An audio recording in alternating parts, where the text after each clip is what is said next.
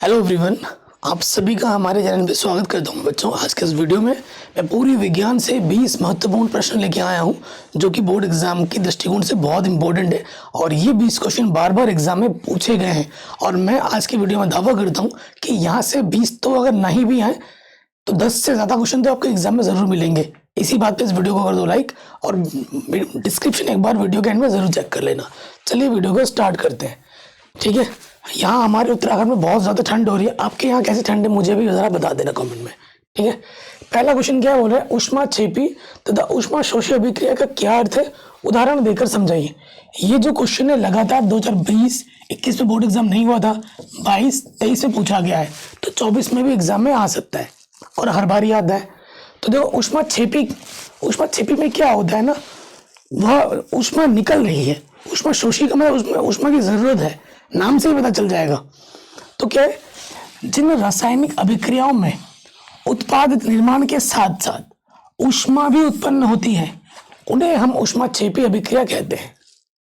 ठीक है, और इसका रिएक्शन उदाहरण भी जरूर देना है। उदाहरण के तौर पर जैसे प्राकृतिक गैस का दहन, प्राकृतिक गैस क्या होता है हमारा, मीथेन। ये मीथेन है और ये प्लस O2 है। ठीक है, इसको आपने अभिक्रिया करा, कार्बन डाइऑक्साइड बना, पानी बना और साथ ही साथ थोड़ी ऊष्मा निकली। अगर प्लस ऊष्मा लिखा हुआ है किसी अभिक्रिया में तो आप समझेंगे कि प्लस ऊष्मा का मतलब क्या है भैया, यहाँ पर ऊष्माक्षेपी अभिक्रिया है। और कहीं माइनस लिखा हुआ होगा तो वहां से आप समझ जाना कि यह ऊष्माशोषी अभिक्रिया है। इसी का उल्टा होता है, देखिए इसका उल्टा क्या होता है, ऊष्माशोषी अभिक्रिया। जिन रासायनिक अभिक्रियाओं में ऊर्जा अवशोषित होती है उन्हें ऊष्माशोषी अभिक्रिया कहते हैं। ऊष्मा जहां पर अवशोषित होगी, जैसे ये नाइट्रोजन है N2 + O2, क्या बना 2NO बना और इसमें ऊष्मा की जरूरत पड़ती है, इसको ऊष्माशोषी है तो माइनस ऊष्मा लिखा है यहाँ पर मैंने। सिंपल डेफिनेशन है, सिंपल उदाहरण है। ठीक है, आप इस पर से नोट्स भी बनाते रहना और ये सीरीज अगर आप प्यार करोगे, सपोर्ट दोगे ना, तो ये सीरीज आपको डेली मिलेगी। आपको पता होगा मेरी तबीयत लिटरली बहुत ज़्यादा ख़राब चल रही है। कल मैं पूरा दिन एडमिट था, मेरे को डेली पैनिक अटैक आ रहे हैं। बच्चों, मुझे पैनिक अटैक क्यों आ रहे हैं मैं कभी तक मैंने बताया नहीं है, आज इस वीडियो में बता भी देता हूँ थोड़ा बहुत। एक्चुअली मेरा चैनल ना कई टाइम से डाउन भी जा रहा है, देखो फैमिली प्रेशर भी है और मैं इकलौता कमाने वाला हूँ घर का और मेरा कोई कोर्स भी नहीं है, मैं सारा कुछ इसी पर डिपेंड है और ये चीज़ आप लोग सपोर्ट नहीं कर रहे हो। ठीक है, ये भी एक इश्यू है, बाकी चीज़ें तो नहीं है। तो प्लीज़ आपका, अगर आप चाहते हैं कि सर मैं आपको लगातार पढ़ाता रहूँ, मेरा स्वास्थ्य सही रहेगा तभी मैं यहाँ पढ़ा पाऊंगा ना। डॉक्टर ने मुझे यूट्यूब में वीडियो बनाने के लिए कम से कम 2 महीने के लिए रेस्ट बोला है कि मत बनाना, लेकिन मैं कह रहा हूँ मैं मर जाऊंगा लेकिन मैं वीडियो बनाना नहीं छोड़ सकता। अभी बच्चों के बोर्ड एग्जाम्स हैं। ठीक है, अगर आप वीडियो पे सपोर्ट करोगे, भर भर के प्यार दोगे, तो शायद वो जो खुशी है, मेरे लाइफ से खुशी गायब है हर चीज़ में। मेरा जो सेरोटोनिन लेवल है, मेरा जो डोपामिन लेवल है वो ख़त्म है। ठीक है, मुझे खुशी का एहसास नहीं हो रहा आजकल, मुझे दुख का भी एहसास नहीं होता है, ऐसा हो जा रहा है मेरे साथ। तो प्लीज़ मुझे इस टाइम में आपके प्यार की ज़रूरत है। आपका प्यार ही मुझे स्वस्थ बना सकता है दोस्त। Please, I need your blessing and your support. Next question है, रिडॉक्स अभिक्रिया किसे कहते हैं, उदाहरण देकर स्पष्ट कीजिए। देखो कितने साल पूछा गया लगातार, 19, 20, 22, तो ये 24 में भी आ सकता है क्योंकि 23 में नहीं आया था तो 24 में आ सकता है। तो रिडॉक्स अभिक्रिया, जिसे हम हिंदी में अपउपचय अभिक्रिया भी कहते हैं, इस अभिक्रिया में क्या होता है कि उपचयन अभिक्रिया और अपचयन अभिक्रिया दोनों साथ साथ होती हैं। जब दोनों अभिक्रिया एक साथ संपन्न होगी उसे हम रिडॉक्स अभिक्रिया कहते हैं। उदाहरण भी दिखाऊंगा मैं आपको, यहाँ लिखा है देखो मैंने, वह रासायनिक अभिक्रिया जिसमें एक अभिकारक का ऑक्सीकरण तथा दूसरे अभिकारक का अपचयन होता है रिडॉक्स अभिक्रिया या उपचयन अपचयन अभिक्रिया कहलाती है। ठीक है, देखो ये फेमस एक उदाहरण है, यहाँ से इसको कॉपी में लिख लेना। यहाँ देखो CuO है, कॉपर है। देखो यहाँ पर कॉपर का क्या हो रहा है, अपचयन हो रहा है। अपचयन का मतलब यहाँ ऑक्सीजन था और यहाँ ऑक्सीजन नहीं है। अगर ऑक्सीजन की कमी होती है तो उसे अपचयन कहते हैं। अगर किसी अभिक्रिया में ऑक्सीजन की कमी या हाइड्रोजन की वृद्धि हो रही है तो उसे हम अपचयन अभिक्रिया कहते हैं। अगर किसी अभिक्रिया में ऑक्सीजन की वृद्धि और हाइड्रोजन की कमी हो रही है, दोनों में से कोई एक हो रहा हो, तो उसे हम उपचयन कहते हैं। यहाँ देखिए भैया, हाइड्रोजन है, हाइड्रोजन के साथ यहाँ देखो क्या हो गया, H2 के साथ O आ गया, ऑक्सीजन प्लस हो गया, तो ये हाइड्रोजन का क्या हो रहा है, ऑक्सीकरण, जिसे हम उपचयन कहते हैं। ऑक्सीकरण का मतलब उपचयन, ठीक है, आराम से हो गया। कोई भी डाउट हो या दिक्कत हो आप प्रश्न को दोबारा जरूर देखें। अगले प्रश्न में आ जाओ। देखो 2014, 16, 19, 22, 23, 24 में भी आएगा। क्या है? पीएच की परिभाषा दीजिए, इसका हाइड्रोजन आयन सांद्रण से क्या संबंध है। तो देखो भैया, इस पर मैंने आंकिक प्रश्न भी अलग से वीडियो बना रखा है। अगर आप टॉपिक लिखोगे ना पीएच और हमारे चैनल नाम लिख दो सामने, मैथमेटिकल एनालिसिस को वीडियो मिल जाएगी टॉप पर। पीएच भी बताया मैंने और उसमें बहुत सारे न्यूमेरिकल भी कराए हैं, छोटे छोटे टिप्स एंड ट्रिक्स के साथ, जरूर देखना। तो पीएच क्या होता है? पीएच की परिभाषा क्या होती है? पीएच अम्लों एवं क्षारकों के जलीय विलयन में हाइड्रोजन आयन की सांद्रता मापने की एक इकाई है, ठीक है। आपको पीएच स्केल के बारे में भी पता होगा। एक ऐसी स्केल होती है 0 से जाती है, 0 से 14 तक जाती है और यहाँ पे 7 होता है। इधर आपका H पॉजिटिव होता है, इधर आपका OH नेगेटिव होता है, ठीक है ना। H पॉजिटिव का मतलब अम्ल है, ठीक है। अगर 0 से 7 के बीच में है तो अम्ल है। 7 पे आपका उदासीन होता है भैया, ठीक है। और 7 से 14 के बीच में आपका क्या होता है? क्षार होता है। तो पीएच का 7 से जितना कम होगा अम्ल की प्रबलता उतनी अधिक होगी, और 7 से ज्यादा जितना ज्यादा होगा पीएच का मान उतना क्षार की प्रवृत्ति अधिक होगी। 7 पे उदासीन होता है। जो पानी का टेस्ट है वो उदासीन है। अगर पानी शुद्ध है तो उसका टेस्ट आपको ना तो कुछ कड़वा लगेगा, ना खट्टा लगेगा, ना मीठा लगेगा, एकदम टेस्टलेस होगा। और वो शुद्ध पानी होता है जिसका पीएच 7 होता है, ठीक है। तो पीएच क्या होता है? अम्लों एवं क्षारकों के जलीय विलयन में हाइड्रोजन आयन की सांद्रता मापने की एक इकाई है। किसी विलयन का पीएच मान उसमें उपस्थित हाइड्रोजन आयन सांद्रण, हाइड्रोजन आयन सांद्रण क्या होते हैं? H पॉजिटिव और OH नेगेटिव के व्युत्क्रम का लघु गुणक होता है। देखो पीएच जो है ना, ये फॉर्मूला है माइनस के लॉग H पॉजिटिव आयन, ठीक है। H पॉजिटिव क्या होता है? आयनों का मोल प्रति लीटर में सांद्रण। ये प्रश्न में दिया होगा। शुद्ध जल में हाइड्रोजन आयन का सांद्रण 1 × 10⁻⁷ मोल प्रति लीटर होता है। ये एग्जाम में आ सकता है ऑब्जेक्टिव में कि शुद्ध जल का कितना होता है, तो 1 × 10⁻⁷ मोल प्रति लीटर होता है। ओके, ऐसा लिखोगे तो पूरे नंबर मिल जाएंगे। अगला प्रश्न आता है कि दैनिक जीवन में पीएच का क्या महत्व है। इसी के साथ क्वेश्चन में अटैच था। तो देखो पीएच हमारे पूरे बॉडी में पीएच है, पीएच पूरे हमारे वातावरण में पीएच है, मिट्टी में पीएच है। अगर पीएच का लेवल घटता या बढ़ता है ना तो हम बीमार पड़ते हैं। अगर हमारे मिट्टी का भी पीएच लेवल घटेगा बढ़ेगा ना तो उसकी फसल पे प्रभाव पड़ता है। तो वो चीज मैं यहाँ लिख के आऊँ डिटेल में। हमारा उदर में स्थित HCl, उदर मतलब पेट, अम्ल भोजन के पाचन में सहायक होता है। अधिक मात्रा में HCl का उत्पादन उदर में गंभीर दर्द और जलन उत्पन्न कर देते हैं। अगर हमारे पेट में ज्यादा से ज्यादा एसिडिटी बनेगी, और ना मेरे पेट में बहुत ज्यादा एसिडिटी हो रहा है, मतलब HCl का लेवल बहुत बढ़ रहा है। HCl क्या है? एक अम्ल है। अम्ल क्या करेगा? आपके पेट में छाले तक बना देता है। ज्यादा होने पर आपको डकार आएगी, आपको ब्लोटिंग होगा, आपको खाना पचेगा नहीं, ठीक है। तो ये सब होता है। जिससे मुक्त होने के लिए प्रति अम्ल एंटासिड देते हैं। जो एक गोली खाते हो एंटासिड, वो क्या होती है? क्षार होती है। क्षार मुंह के अंदर जाता है, अम्ल के साथ अभिक्रिया करता है, और पीएच मान जो घटा गया है, अम्ल का मान जितना घटेगा ना तो आपकी एसिडिटी और बढ़ेगी। तो उस पीएच मान को थोड़ा बढ़ाता है ताकि बैलेंस में लाता है। आपको फिर डकार आएगी और आपका पेट धीरे धीरे शांत हो जाएगा। मुंह के पीएच का मान 5.5 से कम अर्थात अधिक अम्लीय होने पर दांतों का क्षय होना प्रारंभ हो जाता है। जिसके मुंह के पीएच का मान 5.5 से कम है उसके दांतों में कीड़े लगेंगे, ठीक है। दांतों में क्षय होना शुरू हो जाएगा, इनेमल घिस जाएंगे, दांतों से सड़ी हुई बदबू आने लगेगी। तो ये सब चीजें होती हैं। मधुमक्खी के डंक में अम्ल होता है जो इसके द्वारा काटने पर यह हमारे शरीर में प्रविष्ट कर जाता है, जिससे हमें जलन या दर्द का अनुभव होता है।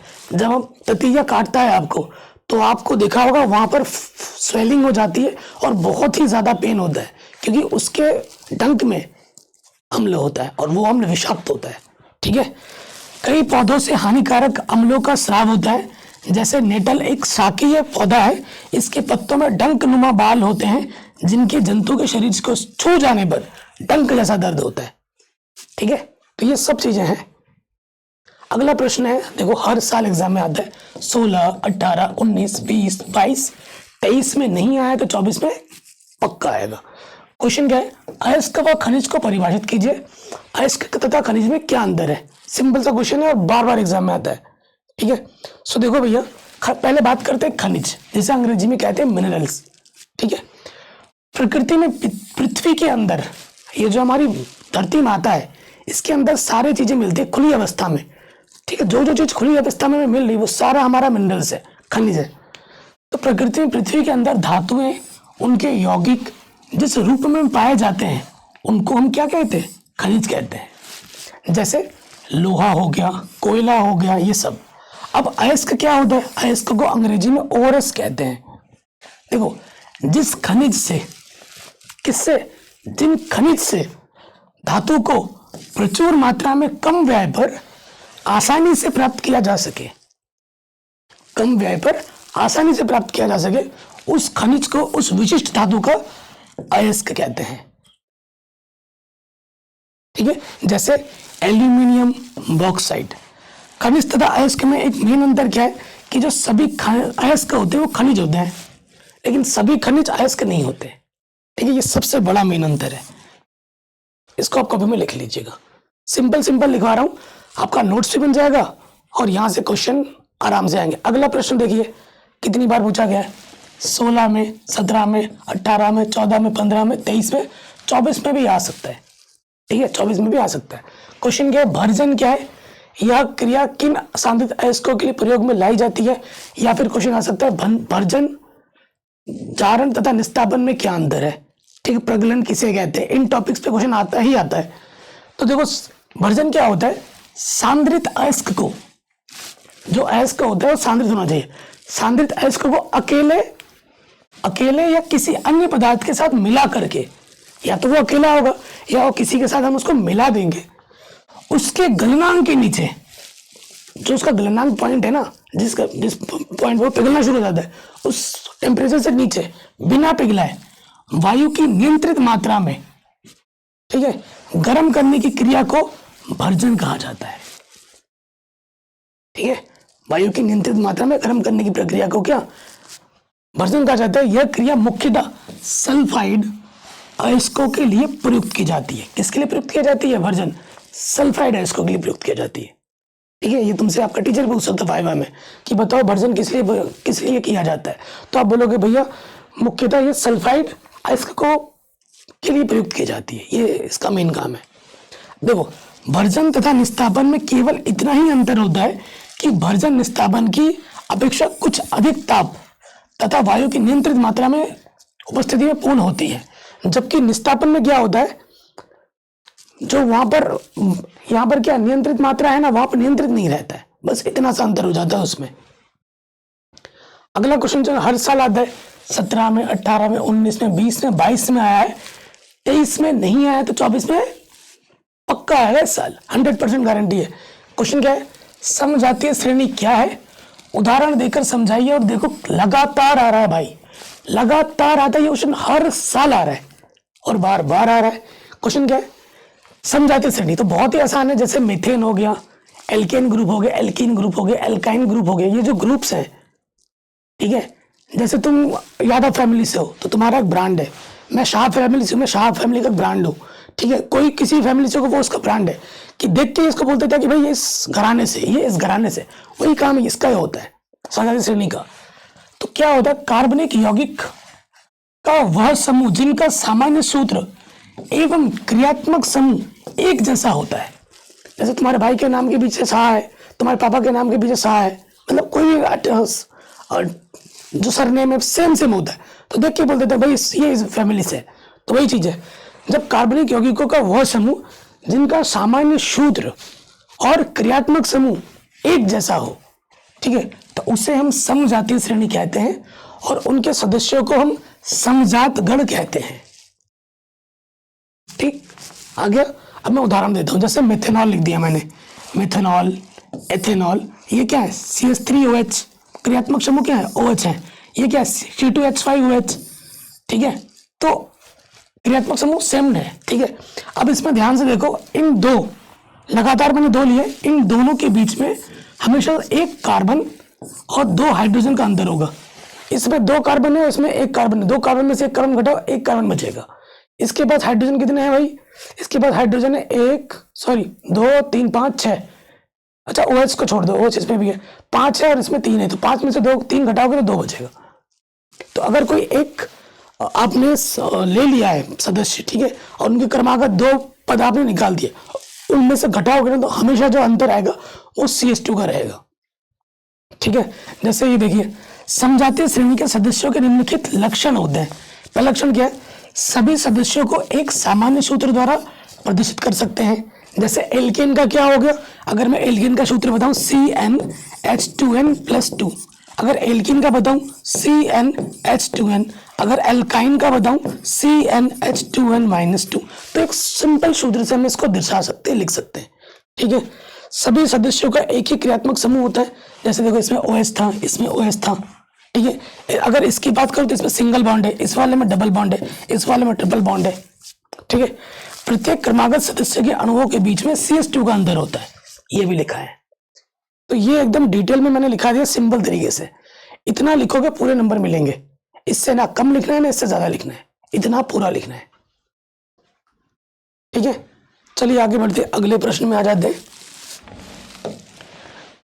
प्रत्येक क्रमागत सदस्य के अणु में 14 U का अंतर होता है। किसी एक सदस्य के गुणधर्म के आधार पर सभी सदस्य के सामान्य गुणधर्म हम ज्ञात कर सकते हैं, क्योंकि इस एक फैमिली है जैसे, ठीक है, एक फैमिली के सारे मेंबर्स हैं, तो अगर हम एक का गुण पता है ना तो लगभग हम सभी का गुण हम बता सकते हैं कि ये इसी फैमिली से, तो इसका गुण भी ऐसा ही होगा, है ना। तो ऐसा होता है। आगे बढ़ते हैं, अगले प्रश्न पे आ जाते हैं। कह रहे संतृप्त तथा असंतृप्त हाइड्रोकार्बन क्या है भाई? हर साल आता है, आप खुद देखो, 15 में, 18 में, 19 में, 20 में, 22 में, 23 में, 24 में भी आएगा, 24 में भी आएगा, कि ये मॉडल पेपर में भी आ चुका है, तो इस साल पक्का आ रहा है ये क्वेश्चन। ठीक है, मैंने ढूंढ ढूंढ के निकाले हैं ऐसे क्वेश्चन। आप बोलोगे तो छोटे छोटे क्वेश्चन जो हैं, बड़े बड़े और भी न्यूमेरिकल, वो भी मैं इस टाइप की वीडियो बना दूंगा, बस आपके सपोर्ट की जरूरत है। और मेरा दावा है, यहाँ से क्वेश्चन अगर नहीं आएगा ना तो मैं जिंदगी में कभी नहीं पढ़ाऊंगा, और कभी नहीं पढ़ाऊंगा। और यहाँ से मैंने बोला 10 से ज्यादा क्वेश्चन आएंगे 100%। हो सकता है कि ये जो 20 क्वेश्चन करा रहा हूँ ये 20 के 20 भी आ जाए, लेकिन 20 तो मैं नहीं बोलूंगा, लेकिन 10 से 15 क्वेश्चन तो आ सकते हैं, इतना इंपॉर्टेंट है। ठीक है, अगला क्वेश्चन क्या है? संतृप्त हाइड्रोकार्बन क्या होते हैं? ठीक है, तो वे हाइड्रोकार्बन जिनके अणुओं में उपस्थित कार्बन परमाणुओं में से प्रत्येक की चारों संयोजकताएं एकल बंधों द्वारा जुड़ी हुई होती हैं, उन्हें हम संतृप्त हाइड्रोकार्बन कहते हैं। उदाहरण के तौर पर मीथेन, प्रोपेन, अगर चाहो तो सूत्र भी लिख दो, CH4, मीथेन का सारा सिंगल बॉन्ड से जुड़ा हुआ है। ठीक है, प्रोपेन का होता है 3 कार्बन, साहब को H से जोड़ दो। ठीक है, ये हमारा प्रोपेन हो गया।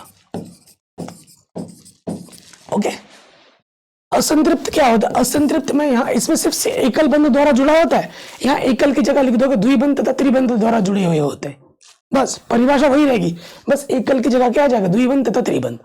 देखो लिखा मैंने, ऐसे हाइड्रोकार्बन जिनके अणुओं में उपस्थित कार्बन परमाणुओं के आपस में एक से संयोजकता बंध बनाने के बाद कार्बन परमाणु की शेष संयोजकताओं को पूर्णतः संतुष्ट करने हेतु हाइड्रोजन परमाणु उपलब्ध नहीं होते हैं, और अणु में उपस्थित 2 कार्बन परमाणुओं को आपस में द्विबंध या त्रिबंध बनाना पड़ता है, असंतृप्त हाइड्रोकार्बन कहलाते हैं।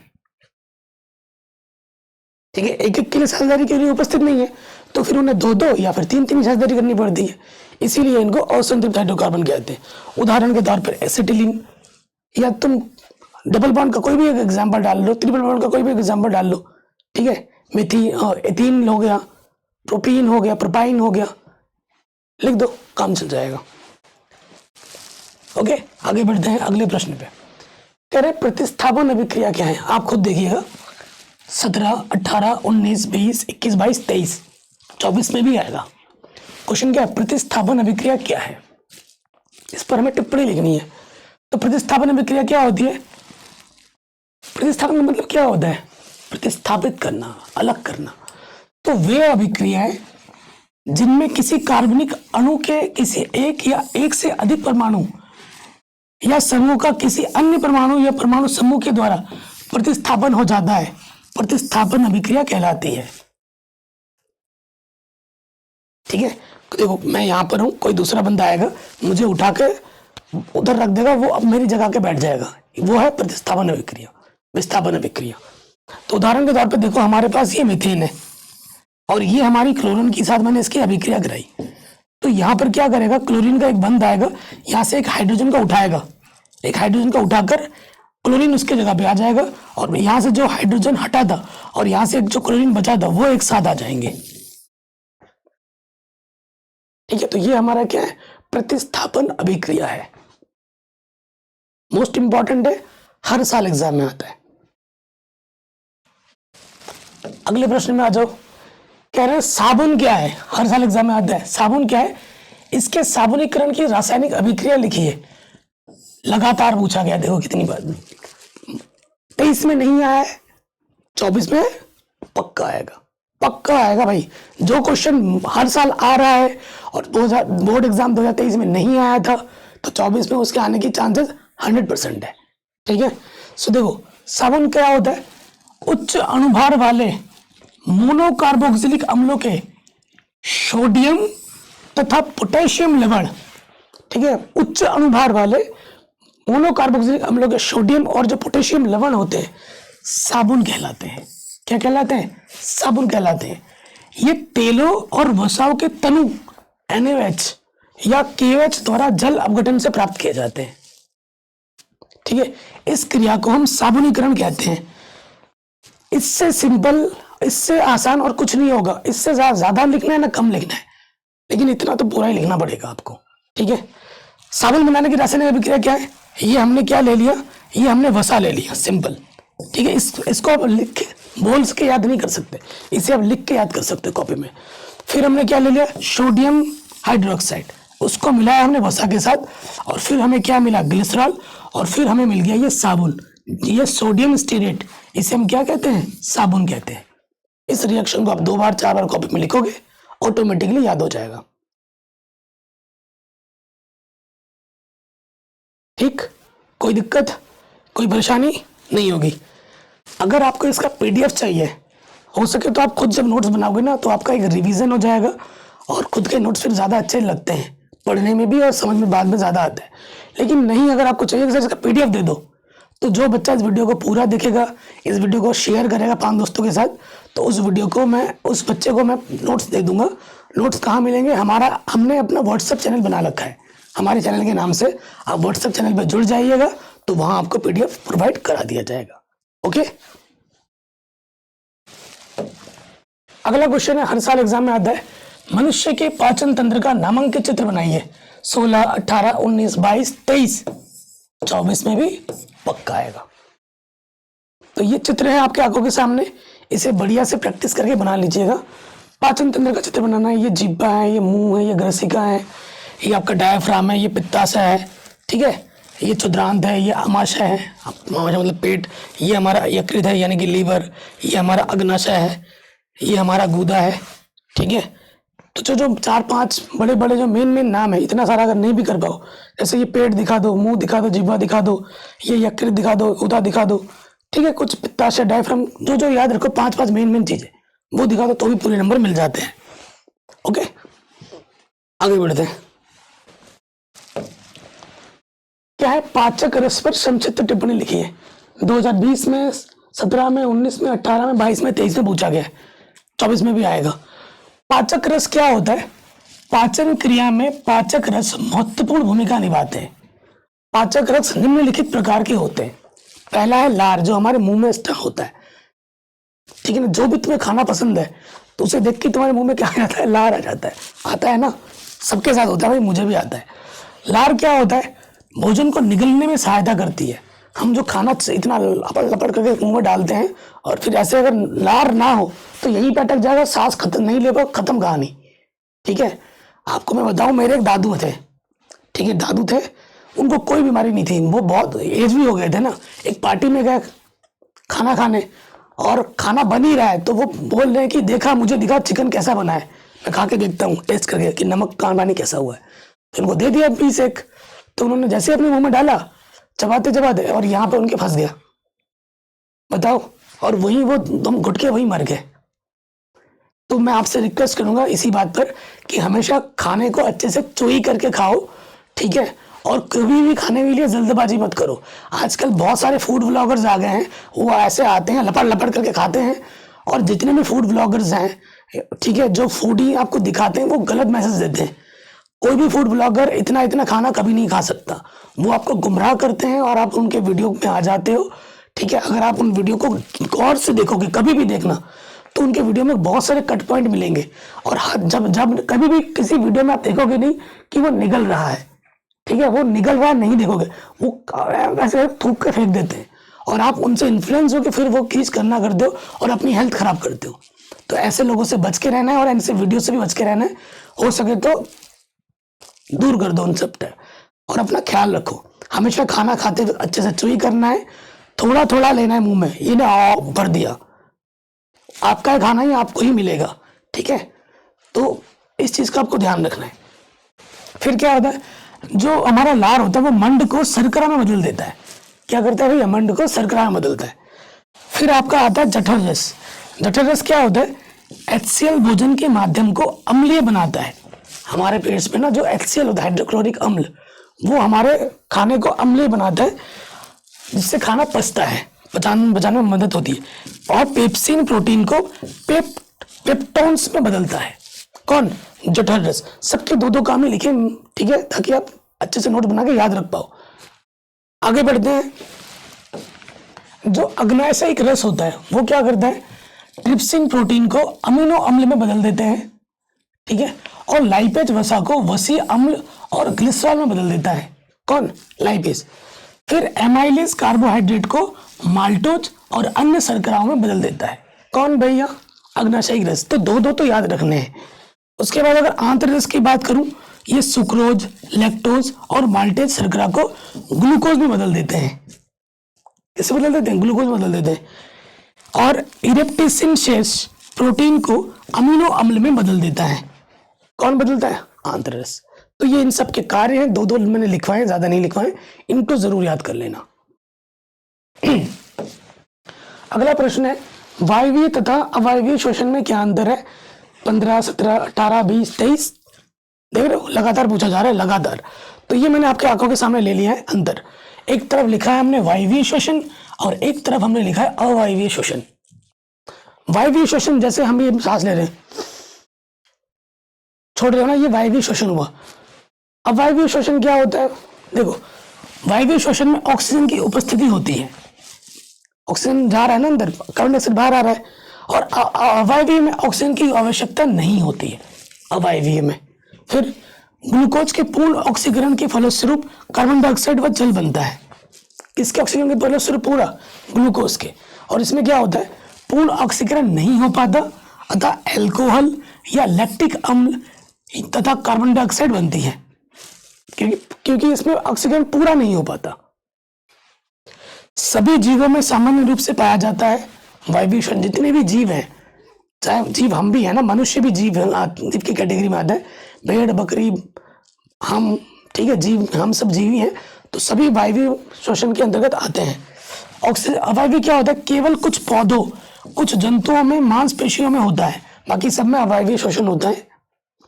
देखिए, ग्लाइकोलिसिस को छोड़कर सभी क्रियाएं माइटोकॉन्ड्रिया में होती हैं, ठीक है। किसको छोड़कर, ग्लाइसिस को छोड़कर सारी जो क्रियाएं होती है वो माइटोकॉन्ड्रिया में होती है।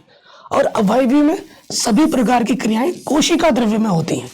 कहाँ होती है, कोशिका द्रव्य में होती है अवायवीय शोषण में। वायवीय में माइटोकॉन्ड्रिया में होती है। देखो, यहाँ मैंने 6 अंतर लिखे हैं, आपको कम से कम 4 अंतर तो एग्जाम में जरूर लिखना है, ठीक है, तभी पूरे नंबर मिलेंगे।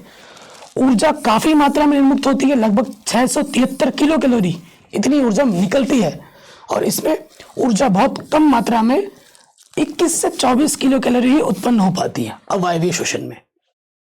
उसके बाद निर्मुक्त ऊर्जा के अनुबंधन के फलस्वरूप एक अणु ग्लूकोज से 38 एटीपी अणु प्राप्त होता है। और इसमें एक अणु ग्लूकोज से केवल 2 एटीपी अणु प्राप्त होता है। तो देखो, मैंने यहाँ पे 6 अंतर लिखे हैं, कम से कम 4 से 5 अंतर जो आपको आसान लग रहे हैं वो याद कर लेना, ठीक है, और एग्जाम में लिखना। आगे बढ़ते हैं। कह रहे हैं, मूल रोमों द्वारा जल का अवशोषण किस प्रकार होता है, स्पष्ट कीजिए। 15 में, 16 में, 19 में, 20, 22 में, 23 में पूछा गया है। ठीक है, अगर आप देखो ये हमारा मूल रूम है, ये हमारा क्या है, ये हमारा मूल रूम है। ठीक है, और ये हमारी क्या है भैया, ये हमारी होती है प्लाज्मा झिल्ली। और यहाँ से जो देख रहे हो ये होता है कैस्पेटी पट्टी, ये हमारा जाइलम है। ठीक है, और ये आप सकते ये हमारी संवहनी सिलेंडर है, ये हमारी अंतस त्वचा है, ये हमारी बाह्य त्वचा है। ठीक है जी, कोई दिक्कत नहीं है। अब देखिए मूल रोम कैसे होता है जल का इसमें अवशोषण। मूल रोम मृदा में उपस्थित जल को परासरण दाब के कारण अवशोषित करते हैं। किसके कारण?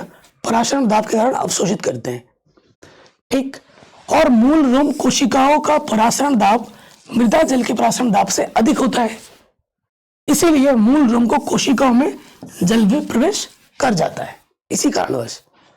और मूल रोम कोशिकाओं से जल कॉर्टेक्स की कोशिकाओं में चला जाता है। तो इन स्टेप्स के आधार पर मूल रोम जल का अवशोषण करता है। और यह चित्र बना देंगे, आपको पूरे नंबर मिलेंगे। मैंने बहुत बड़ा नहीं लिखा है, अगर आप कोई किताब उठा के देख लो या कोई मास्टरमाइंड या कुछ भी उठा के देख लोगे ना, उसमें बहुत बड़ा चढ़ा करके लिखा है। बड़ा चढ़ा के यार कहानी थोड़ी ना पढ़नी है, कहानी पढ़ोगे लिखोगे फिर भूल जाओगे। तो इन स्टेप्स को याद कर लीजिएगा। देखो प्रश्न का है कि समझो, 4-5 बार पढ़ोगे ऑटोमेटिकली दिमाग में छप जाता है। ठीक है, अगला प्रश्न है हार्मोन तथा विकर क्या होते हैं। ठीक है, 2014, 17, 18, 19, 20 में आया है, 22 और 23 में नहीं आया, तो इसके 24 में आने के चांसेस सबसे ज्यादा है, क्योंकि पिछले कुछ टाइम से नहीं आया तो ये इस साल एग्जाम में आ सकता है। हार्मोन क्या होता है? हार्मोन ऐसे रासायनिक संदेश वाहक होते हैं जो अंतःस्रावी ग्रंथि से सीधे रुधिर में स्रावित होकर सारे शरीर में संचरित होते हैं, और इनकी सूक्ष्म मात्रा ही किन्हीं विशिष्ट कोशिकाओं या विशिष्ट अंगों की कोशिकाओं की कार्यकी को वातावरणीय व्यवसायों की आवश्यकता अनुसार प्रभावित करती है। अगर इसका थोड़ा सा ही मात्रा ना किसी चीज के कार्य के लिए, संदेश भाग के लिए बहुत ज्यादा हो जाता है। ठीक है, विकर मतलब एंजाइम्स क्या होते हैं? पाचन क्रिया से संबंधित रासायनिक क्रियाओं में कुछ सूक्ष्म मात्रा में पाए जाने वाले पदार्थ को विशेष महत्व के होते हैं, जो इन क्रियाओं को उत्तेजित करते हैं तथा चलाते हैं। इन पदार्थों को एंजाइम कहते हैं, और ये एंजाइम पाचक रसों में होते हैं। कहाँ होते हैं? ये पाचक रसों में होते हैं। तो ये हार्मोन और एंजाइम क्या होते हैं वो मैंने आपको बता दिया। ये क्वेश्चन आपके 2 नंबर में या उससे बड़े नंबर में पूछा जा सकता है। अगला प्रश्न है बीज रहित पौधों में जनन क्रिया किस विधि द्वारा होता है? उदाहरण देकर समझाइए। 14, 15, 16, 17, 19, 20, 23। देख रहे हो कितनी बार पूछा गया है। सो देखो बीज रहित नाम से ही पता चल रहा है जिसमें बीज नहीं होता है। तो बीज रहित पौधों में जनन क्रिया कायिक जनन मतलब अलैंगिक जनन विधि है, कायिक जनन उसके द्वारा होती है। इसके अंतर्गत पौधे के किसी कायिक अंग जैसे जड़ हो गया, तना हो गया, पत्ती हो गई, कलिकाओं द्वारा नया पौधा तैयार किया जाता है। आपने देखा होगा ना, कटिंग लगाते हैं, पत्ती है तोड़ के ऐसे नीचे बो देते हैं, कटिंग लगाकर फिर पन्नी चढ़ा देते हैं। तो ये कायिक परिवर्तन के अंतर्गत है और ये अलैंगिक जनन है, लैंगिक जनन नहीं है। ठीक है, तो बीज रहित पौधों में जनन क्रिया कायिक जनन विधि द्वारा होती है। इसमें पौधे के किसी कायिक अंग जड़, तना, पत्ती, ठीक है, कलिकाओं द्वारा नया पौधा तैयार किया जाता है। पौधों में कायिक जनन की 2 प्रमुख विधियां हैं, एक तो कलम लगाना है और एक दाब लगाना है। कलम लगाना देखा है आपने? देखो ये कुछ आप देख सकते हैं। ओके, पहले बात करते हैं कलम लगाना। कटिंग में देखो ये चीज चाकू से इसके कटिंग किया और इसको ये वाला हिस्सा हमने काट दिया। काट के ये वाला हिस्सा किसी जगह पे जाके, किसी अन्य पेड़ में जाके काट के उस जगह पर इसको रोप दिया और इसको ऐसे बांध दिया, फिर वहां से ये निकलेगा। ठीक है, ये होता है आपका कलम लगाना। ठीक है, कटिंग मेथड। इस विधि में तने के कलिका युक्त, तना है ये आपका जिसमें कलिका निकली हुई है, कलिका युक्त छोटे टुकड़े काट लिए जाते हैं। इन टुकड़ों को कलम कहते हैं। इनके निचले सिरों को उचित स्थान पर भूमि के दबा देते हैं, जिनसे कुछ दिनों बाद जड़ें निकल आती हैं और उपस्थित कलिकाएं वृद्धि करके नया पौधा बना लेती हैं। गुलाब, कैक्टस, अनारस, गुड़हल आदि हम इन्हीं विधि से तैयार करते हैं। तो ये होता है कलम लगाना। ठीक है, आगे अगर हम बात करें, नेक्स्ट होता है दाब लगाना। देखो, ये दाब लगाने का सिंपल मैसेज समझा रहा हूं। ये हमारे पास एक पौधा है, इसका ये दो टहनी थी, इस टहनी को मैंने क्या किया, ऐसे दबाया और इस टहनी को मिट्टी में मैंने दबा दिया, तो ये टहनी क्या करेगी, कुछ दिन बाद से ना ये टहनी अपनी जड़ें छोड़ देंगी नीचे, यहाँ भी जड़ें छोड़ देंगी मिट्टी में। और जब ये जड़ छोड़ देगी तो ये जो टहनी है खुद में एक पौधा बन जाएगा, खुद में एक अलग पौधा बन जाएगा। ठीक है, और इस पौधे को हम चाहें तो जड़ सहित निकाल के कहीं और जगह पे जाके लगा सकते हैं। तो एक पेड़ से, उसकी टहनी से एक अलग पौधा तैयार कर लेना, ये कहलाता है दाब लगाना। ये दाब लगाने की विधि है। दाब हमने किससे लगाया, मिट्टी से दबाव डाल के दाब लगाया। देखो भाई, कुछ पौधों में हम पौधे की किसी शाखा को झुकाकर नम मिट्टी में दबा देते हैं, कुछ समय बाद इसमें जड़ें निकल आती हैं और उसके बाद नई पौधे बन जाती हैं। नया पौधे को इसके पैतृक पौधे से काट कर अलग कर देते हैं या वृद्धि करके पूर्ण पौधा बन जाता है। बेला, चमेली, कनेर, ये सारे इसी विधि से बनाए जाते हैं। ठीक है, कोई दिक्कत भाई, कोई परेशानी यहां तक नहीं होगी। तो ये प्रश्न भी हमारा आराम से बन गया। अगला प्रश्न है, पुनरुद्ध भवन का क्या तात्पर्य है, उदाहरण सहित समझाइए। पुनरुद्ध भवन लगातार 2020 में, 22 में, 23 में हुआ है। 21 में बोर्ड एग्जाम नहीं हुआ था कोविड के चलते, आपको पता है ना, इसीलिए 21 नहीं लिखा है कहीं पर भी। 23 में आया था, 24 में भी यह एग्जाम में आ सकता है। पुनरुद्ध भवन क्या होता है, सिंपल सा मैं बताऊं, ये चीज बात की बात है। यहाँ देखो, ये हमारे पास एक पौधा है, ठीक है, नाम क्या भी बताऊंगा। इसको मैंने दो टुकड़ों में काट दिया। ठीक है, इस टुकड़ों को मैं यहाँ से काटा, ऊपर वाला टुकड़ा ये हो गया, नीचे वाला टुकड़ा ये हो गया। पुनरुद्ध भवन में क्या होता है कि भैया ये इसका नीचे वाला हिस्सा नहीं है, तो ये क्या करेगा, अपना नीचे वाला हिस्सा बना लेगा, एक अलग पौधा बन गया। ये वाला हिस्सा क्या है, इसका ऊपर वाला हिस्सा नहीं है, तो ये क्या करेगा, ये ऊपर वाला हिस्सा अलग बना लेगा। तो एक चीज को मैंने काटा दो टुकड़ों में, और दो टुकड़ों में जिनका जो टुकड़ा नहीं था नीचे से या ऊपर से, उसने अपना बना लिया और बना के अलग अलग पौधे बन गए। तो ये होता है पुनरुद्ध भवन, पुनर्जन्म। एक तरीके का क्या है, ये पुनर्जन्म है। ठीक है, तो पुनरुद्ध भवन क्या होता है, देखो, रीजनरेशन। ठीक है, जैसे स्पंज है, हाइड्रा आदि जीव को दो या दो से अधिक भागों में काटने पर प्रत्येक भाग अपनी कमियों को पूरा करके एक पूर्ण जीव बना लेता है। इसी प्रकार केचुआ, सितारा मछली आदि भी शरीर का अधिकांश भाग दोबारा बना लेते हैं। पुनरुद्ध भवन के गुण क्या है, ठीक है, जैसे हाइड्रा की एक से अधिक जातियों के कटे हुए शरीर आपस में जोड़े जा सकते हैं। इस क्रिया को रोपण, ग्राफ्टिंग भी कहते हैं। ठीक है, ये चीज पे एक्सपेरिमेंट भी चल रहा है, पता है आप लोगों को, कई सालों से, कि ये चीज जब इनमें हो सकती है तो क्या ये चीज मनुष्य में पॉसिबल नहीं है। जैसे किसी का हाथ कट गया, किसी का पैर कट गया, किसी का कोई अंग, लीवर डैमेज हो गया, काट के फेंक दिया। लीवर तो देखो एक एज के बाद ना, जैसे अगर आपका टीनेजर हो, अगर लीवर काट दे तो लीवर ग्रो हो सकता है, लेकिन एक एज हो जाने के बाद, ठीक है, अगर लीवर काटा जाए तो वो लीवर उतना ही रहेगा, आगे बढ़ेगा नहीं। जैसे कई लोग जिनका लीवर ट्रांसप्लांट होता है, ठीक है, जिनकी एज ज्यादा हो गई है और जो डोनर छोटा होता है वो अपना लीवर आधे से ज्यादा काट के दे देता है, आधे से ज्यादा देता है, क्योंकि अगर जो पार्ट वो जिसको दे रहा है वो उतना ही रहेगा हमेशा, लेकिन अगर जिसने काट के दिया, अगर उसकी यंग एज है तो जितना काट के दिया वो बाद में और ग्रो हो जाएगा। ठीक है, ये होता है। चलिए आगे बढ़ते। अगला जो प्रश्न है, उत्तल दर्पण में प्रतिबिंब किस प्रकार का बनता है, किरण आरेख खींचकर बताइए। तो देखो, ये उत्तल दर्पण है, उत्तल दर्पण पे किरण आरेख, अवतल दर्पण पे किरण आरेख। लेंस के लिए ये मैंने चैप्टर नंबर जो 10 है नई एनसीईआरटी बुक में, तो अब नवा हो गया होगा, जाके जरूर देखिएगा। 1.5 घंटे की वीडियो बनाई है, वीडियोग्राफी के साथ, एनिमेशन के साथ समझाया है। ठीक है, यहाँ पर तो आपको शायद रटना पड़ जाएगा, तो प्लीज मैं आपसे रिक्वेस्ट करूंगा कि अगर आपको एनिमेशन के साथ समझना है तो आप मेरा उस वीडियो जरूर देख लें, 10 जो इस साल मैंने बनाया है। हालांकि थोड़ी वीडियो क्वालिटी बेकार है क्योंकि उस टाइम में मेरे पास कैमरा नहीं था, लेकिन देखोगे समझ के तो समझ में आ जाएगा वीडियो में। ठीक है, तो एनिमेशन के साथ समझाया, जाके जरूर देख लीजिएगा। तो देखो उत्तल दर्पण द्वारा प्रतिबिंब जो होता है सदैव वस्तु से छोटा बनता है, सीधा बनता है, आभासी ध्रुव व फोकस के बीच में बनता है, और ये आपको चित्र बना लेना है। ठीक है, ये आपको क्या बना लेना है, चित्र बना लेना है। और इसके बारे में अगर डिटेल में जानना समझना है तो वो वाला वीडियो देख लीजिए। आगे बढ़ते हैं। अगला क्वेश्चन है जो हर साल एग्जाम में आता है, दूरदृष्टि दोष या निकट दृष्टि दोष, इनमें से एक क्वेश्चन आपके बोर्ड एग्जाम में पक्का पक्का आएगा ही आएगा, 100% आएगा।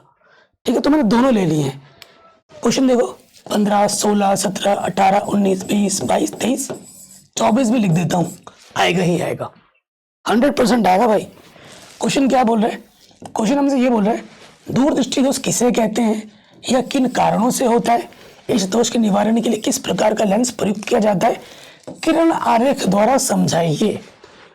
या तो दूरदृष्टि दोष के लिए पूछेगा या निकट दृष्टि दोष के लिए पूछेगा जरूर।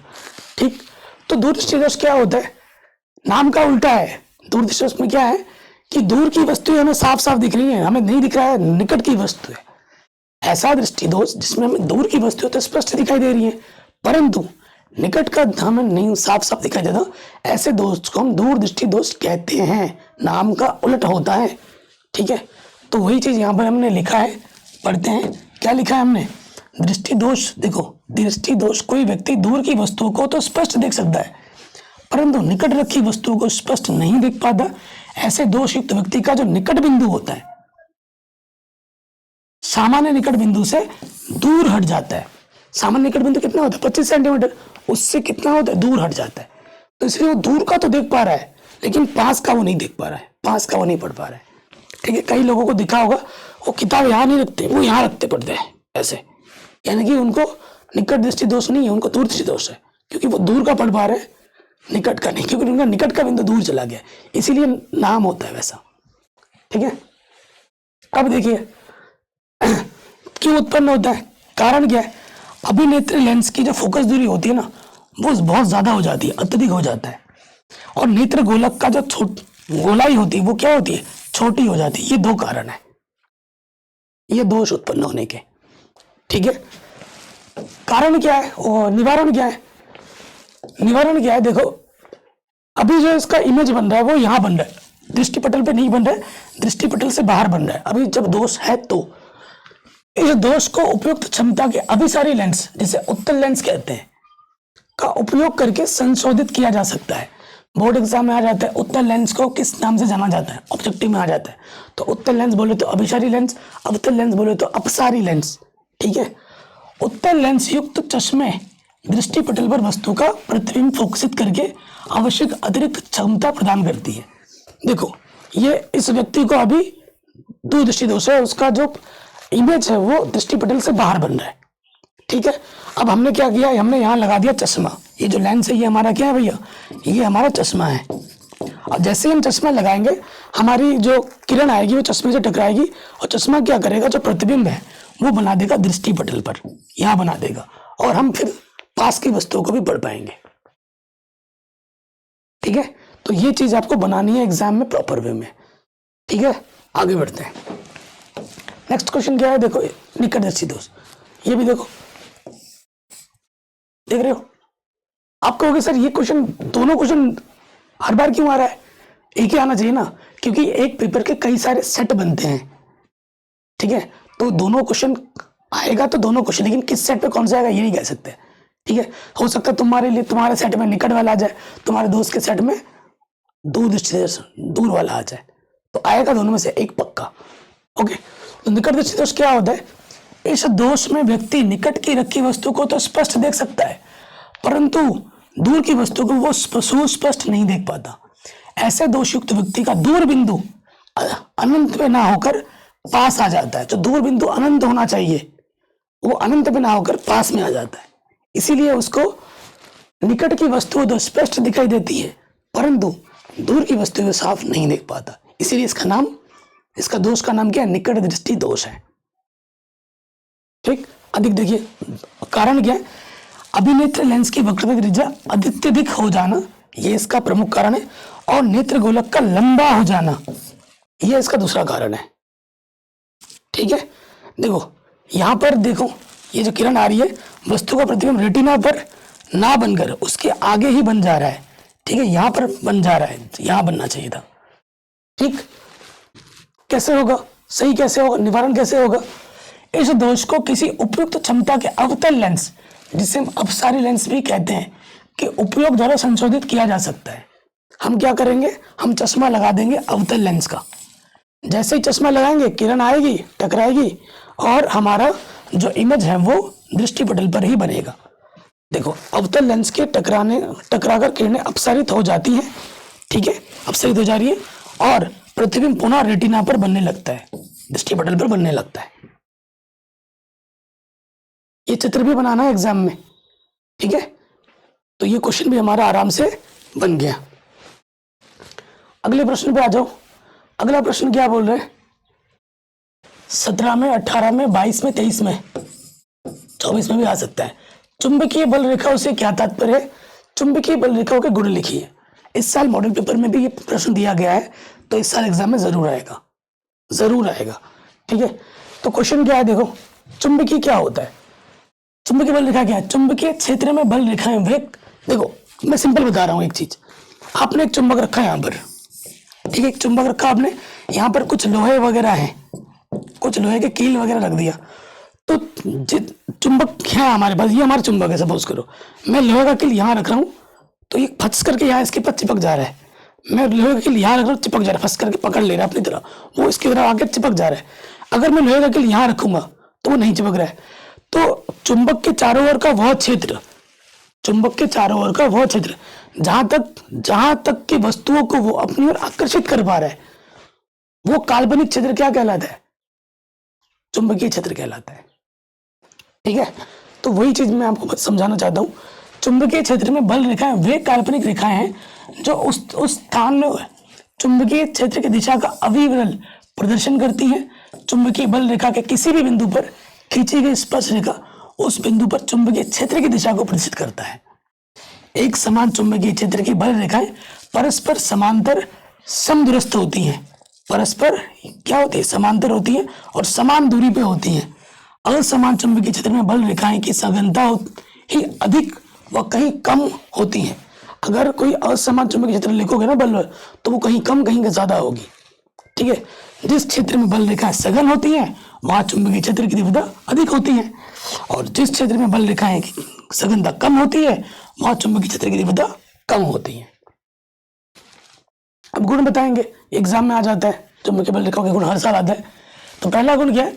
चुंबकीय बल रेखाएं सदैव चुंबक के उत्तरी ध्रुव से निकलती हैं और वक्र बनाती हुई दक्षिणी ध्रुव में प्रवेश करती हैं। देखो उत्तरी ध्रुव से निकलती हैं और दक्षिणी ध्रुव में प्रवेश करती हैं, ठीक। और चुंबक के अंदर से आती हुई पुनः उत्तरी ध्रुव में, यहां से आती हुई पुनः उत्तरी ध्रुव में चली आती है, ठीक। तो इस प्रकार चुंबकीय बल रेखाएं एक बंद वक्र बनाती है। इधर से आई, यहां गई, इधर से फिर यहां आ गई, तो एक वक्र बन गया पूरा। दो बल रेखाएं एक दूसरे को कभी नहीं काटती। यदि काटती तो कटान बिंदु पर दो स्पर्श रेखाएं खींची जा सकती, अर्थात उस बिंदु पर चुंबकीय क्षेत्र की दो दिशाएं होती, जो कि असंभव है। तो दो चुंबकीय क्षेत्र आपस में कभी नहीं काटती। एग्जाम में आता है कि बताइए कि दो चुंबकीय क्षेत्र एक दूसरे को क्यों नहीं काटती, क्या कारण है? अगर काटेगी तो क्या होगा? देखो कभी नहीं काटती, अगर काटेगी तो क्या होगा? उस बिंदु पर दो दिशा दिखा देगा। तो एक बिंदु पर कोई दो दिशा दिखा सकता है क्या? इम्पॉसिबल है, हो ही नहीं सकता। इसीलिए चुंबकीय क्षेत्र रेखाएं हमेशा एक दूसरे को कभी नहीं काटती हैं। अगर हम बोलेंगे कि काट रही है, कि इसका मतलब है उस बिंदु पर उसका दो दिशा है, जो कि असंभव है। अगला पॉइंट है, चुंबक के ध्रुव के समीप जहां चुंबकीय क्षेत्र प्रवेश प्रबल होता है वहां बल रेखा पास पास होती है। जब चुंबकीय बल रेखा प्रबल होगी, सघन होगी, तो चुंबकीय क्षेत्र ज्यादा होगा, और जब कम होगी तो मतलब चुंबकीय बल रेखाएं की जो सघनता है वो कम होगी, तो चुंबकीय क्षेत्र का जो बल है वो भी कम होगा। एक समान चुंबकीय क्षेत्र की बल रेखाएं परस्पर समांतर बराबर दूरियों पर होती हैं, ठीक है। एक समान चुंबकीय क्षेत्र की बल रेखा परस्पर क्या होती है? समानांतर होती है और बराबर दूरियों पर होती है, ओके। तो ये इसके इंपॉर्टेंट गुण थे। अब ये हमारा आखिरी प्रश्न है इस वीडियो का। अगर आपने दोस्त अभी तक लाइक नहीं किया है तो प्लीज लाइक कर दीजिए। आप लोगों के लिए इंपॉर्टेंट क्वेश्चन ढूंढ के लाया हूं, विद आंसर्स लाया हूँ और इजी वे में लिख के लेके आया हूँ। ठीक है, आपको इसकी PDF भी मिल जाएगी। आप चाहो तो नोट्स बनाओगे तो बेहतर होगा, जब हम खुद लिख लिख के रिवाइज भी हो जाता है, अच्छे नोट्स भी बन जाते हैं और खुद का लिखा हुआ जल्दी समझ में भी आ जाता है। लेकिन अगर आपको PDF चाहिए ही है तो प्लीज़ इस वीडियो को शेयर जरूर कर देना, ज़्यादा से लाइक कर देना और हमारे व्हाट्सअप चैनल को ज्वाइन कर लेना इसी नाम से, तो वहाँ ये PDF फ्री में प्रोवाइड करा दूंगा। ओके दोस्तों, और हाँ, ऐसे कंटेंट अगर आपको और चाहिए, सर ऐसे क्वेश्चन और लेके आओ, तो वीडियो को ज़्यादा से ज़्यादा शेयर करना होगा, लाइक करना होगा, कमेंट करना होगा। ओके, तो अगला क्वेश्चन क्या है, वर्ण विक्षेपण से क्या तात्पर्य है।